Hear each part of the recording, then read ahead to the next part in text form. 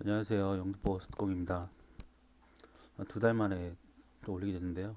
유튜브는 좀 뭐 정세 흐름이나 이런 부분 다른 쪽에 좀 신경 쓰다 보니까 유튜브는 신경 못 썼는데, 그래도 세미나나 이런 것들은 계속 하고 있어서 자료 부분들이 있어서 좀 지났지만 그래도 한번 리마인드 하는 식으로 해서 한번 정리해 보도록 하겠습니다.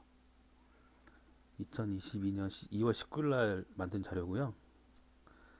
그 작년에 비해서는 저기 글로벌 작년에 뭐 부동산만 신나게 했는데 이제는 좀 어떤 글로벌 증시나 국내 증시, 그냥 가상화폐, 코인이라고 하죠. 그다음에 부동산하고 그다음에 상가 쪽까지 이제 금리 인상에 따른 이제 상가 쪽도 이제 신경을 쓸 수밖에 없는 부분이기 때문에 한번 이런 컨텐츠를 좀 더 추가해서 넣었습니다. 뭐 글로벌 시황인데요. 뭐 2월 달은 뭐 이런 식으로 해서 뭐 진행된다, 이렇게 키움증권 증권사에서 계속 이렇게 분위기가 나오는 부분이고, 실제 이때 제일 이슈였던 거는 이제 3월 중순에 그 금리 인상에 따른 어떤 글로벌 증시, 그다음에 전쟁도 일어났었죠. 3월 후에. 그다음에 그런 거 부분도 있었기 때문에 이런 거 한번 확인해 보겠습니다. 그다음에 나스닥 종합 같은 경우는 뭐 계속 지금 하락세에 있었고, 그다음에 여기 FOMC 일정 같은 경우는 지금 금리만 지금 8번 올린다고 현재 그랬고, 근데 실제 3월 같은 경우는 0.25% 올렸고요. 그다음에 지금 5월 3일에서 5일 4일 사이는 한 0.5 정도 BP 정도 올린다고 막 이렇게 얘기 나오고 있죠. 그래서 우리나라 같은 경우는 어제 0.25% 올려서 일단은 1.5% 정도 된 상황이고요. 그러면서 이제 신용도 이번에도 저도 연장하면서 거의 한 1.7%, 그다음에 좀 그 정도 연장이 됐더라고요. 다행인 거는 그래도 5월 전에 해서 좀 다행이라고 생각을 하는데, 안 그랬으면 벌써 한 6% 넘어가지 않았을까라는 생각이 듭니다. 그래서 이제 저기다 좀 타이틀을 넣는데 금리 인상을 좀 대비하자라는 생각이 들었고요. 이제 1억 대출했으면 예전 같은 경우는 한 작년까지만 해도 이제 뭐 한 30만 원, 35만 원 정도 됐는데 지금 한 55만 원. 좀 심한 경우는 이제 6%대인데 가면 이제 한 60만 원 되는 거죠. 이자 안 갚고도 이자만 거의 60만 원 내는 거기 때문에 비용이 어마어마하기 때문에 이걸 좀 준비를 해야 되지 않을까라는 생각이 듭니다. 그다음에 뭐 우크라이나 뭐 이때 막 전쟁도 터지고 뭐 이래서 뭐 여러 가지 그랬었는데, 네, 푸틴 전쟁 원하지 않고 뭐 이런 어떤 그 당시에 어떤 전쟁 하냐 마냐 이런 어떤 그런 이슈가 많았기 때문에 뭐 위협도 주고 막 그랬는데, 실제 그러면서 코인 쪽에는 제가 한 거의 한 7, 8개월 정도 투자를 하고 여러 가지 코인을 하게 되면서 여러 가지 저 증세나 이런 쪽도 관심을 갖게 되고 그에 따른 부동산 영향까지 한번 당연히 확인하다 보니까 많은 걸 좀 더 알게 된 부분들이 있었습니다. 그다음에 뭐 금리를 올리는 게 적당하다, 뭐 인플레이션 2% 올리고, 그다음에 인플레이션율이 현재 어제 소비자 물가지수 같은 경우는 약 한 8.5%까지 나왔기 때문에 이런 부분에 있어서도 물가가 너무 오르기 때문에 금리를 안 올릴 수밖에 없고, 이제 뭐 양적 긴축까지 QT라고 하죠.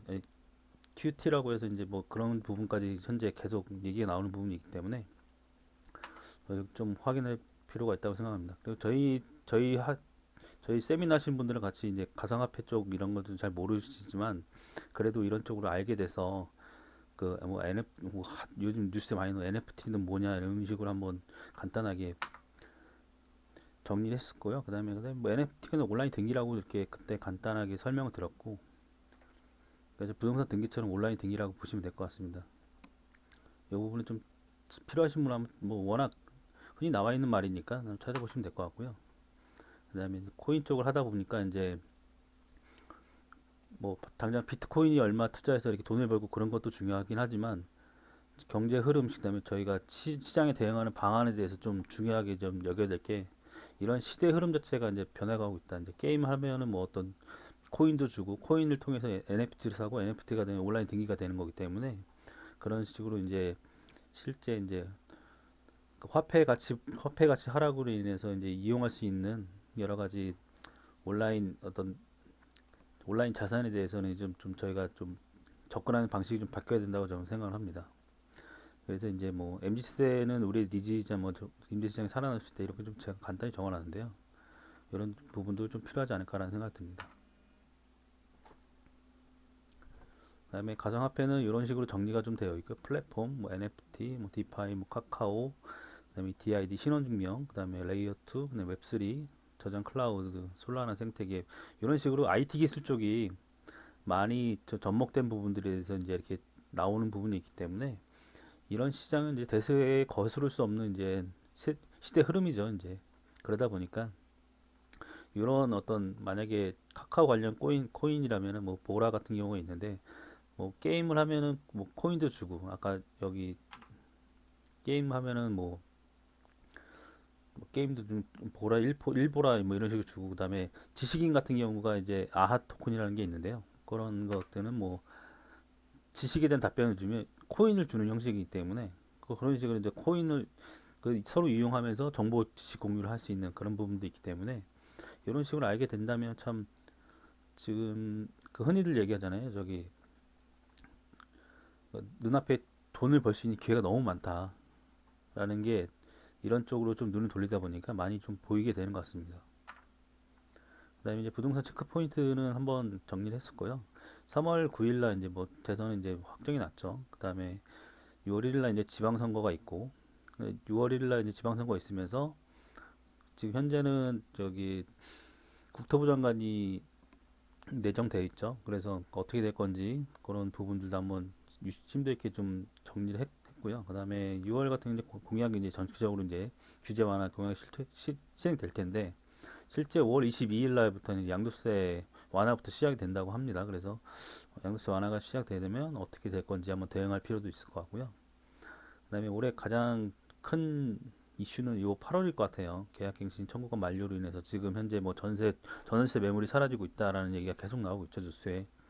저도 이번에 전세 계약을 하나 다시 세팅하게 됐는데 금방 나가게 되더라고요. 뭐 이렇게 특별히 뭐 수리한 것도 아닌데 근데 다시 하게 되고 이런 부분에 대해서는 확실히 좀 다르게 될 것 같다라는 생각을 해서 8월 이후에 어떤 상승을 보는 전문가들이 많이 있죠. 그래서 토지보상도 있고 수성공인 지원금 이런 부분도 있기 때문에 잘 필요하신 분 한번 참고하시면 될 것 같습니다. 그다음에 이제 급매물 현황들을 이렇게 뭐좀 갭천짜리 뭐 이런 식으로 한번 정리를 해봤고요. 이건 대부분 인천 쪽이고 그다음에 뭐 신기시장, 그다음에 재물포, 그다음에 구월동 349, 구월동 349 같은 경우는 GTX B 라인이기 때문에 좀 더 저는 괜찮다고 봅니다. 네, 근데 토지거래 허가 구역은 현재 이런 식으로 돼서 1년 단위로 계약을 해서 계속 하고 있습니다. 이렇게 1월 29일부터 1월 28일까지. 근데 얘네들은 실제로 공공재개발이나 신통재개발이 이제 서울시까지 올라갔기 때문에 이제 토지거래 허가가 된 거고 이런 부분이 어떻게 또 다음 기회에 그 2차, 3차 계속 진행되고 있는데 현재 공공재개발 2차까지 현재 접수가 됐고 이제 발표를 앞두고 있는데요. 그렇기 때문에 발표가 어떻게 될 건지 한번 유심히 보면 될 것 같습니다.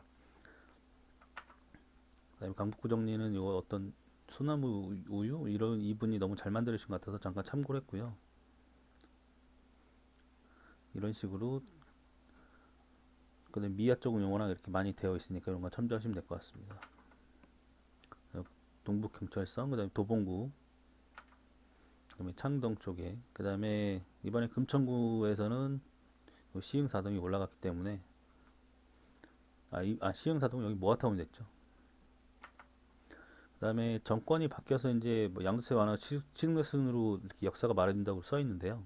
완화가 되면 어떻게 될까라는 생각이 들었는데 지금은 취득세 때문에 뭐 한 5억짜리 이런 건 쉽게 엄두도 못 내죠. 취득세만 거의 한 6천 이상을 내야 되기 6천 정도 내야 되기 때문에 5억이면 12.4%니까요. 그러니까 그럼 6천 정도 내고 그다음에 갭으로 들어간다면은 갭이 1억이면은 1억 6천을 내야 되는 거기 때문에 굉장히 좀 리스크가 있죠. 리스크는 아닌데 6천을 더 내야 된다는 걸 부담감이 있기 때문에 그래도 좀 용감하게 좀 접근한다면 진짜 일기 신도시는 이번 정권의 수혜지이기 때문에 일산 같은 경우는 6억, 그다음에 분당 같은 경우는 9억의 어떤 마지노선을 좀 접근해서 이렇게 접근한다면 괜찮다고 보는데 이제 이런 식으로 이제 용적률 작은 것들을 위주로 해서 뭐 일기 신도시법이 새로 생겨서 된다고 하면 좀 뭐 용적률 완화나 어떤 공공 임대를 좀 더 넣어서 이런 식으로 해서 용적률을 한 뭐 향후 한 50%더 준다는 형식으로 가게 되면 좀 접근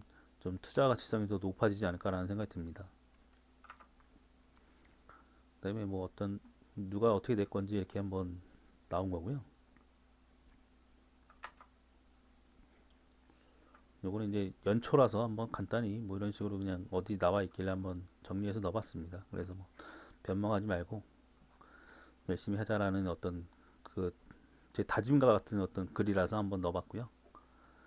그러니까 올해 어떻게 변해가는 분위기 속에서 이런 식으로 접근하는 것도 있고요. 그 다음에 지금 현재는 금리가 인상되는 상황에서 저희도 저기 전 정권처럼 계속 뭐 시세 차익만 노리고 할 수 있는 부분들은 아니기 때문에 이제 이제 이자도 좀 대비해야 되는 수준이기 때문에 그런 식으로 좀 접근해서 전월세 그러니까 그 수익형도 지금 포트폴리오의 부분을 약간 30, 40% 정도 늦지 않을까라는 좀 개인적인 생각을 하고 있습니다. 지금 그래서 그 세미나 통해서 여러 가지 의견 나누고 있고요.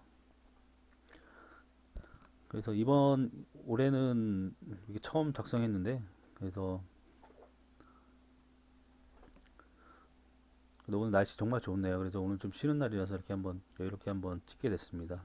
들어줘서 감사합니다.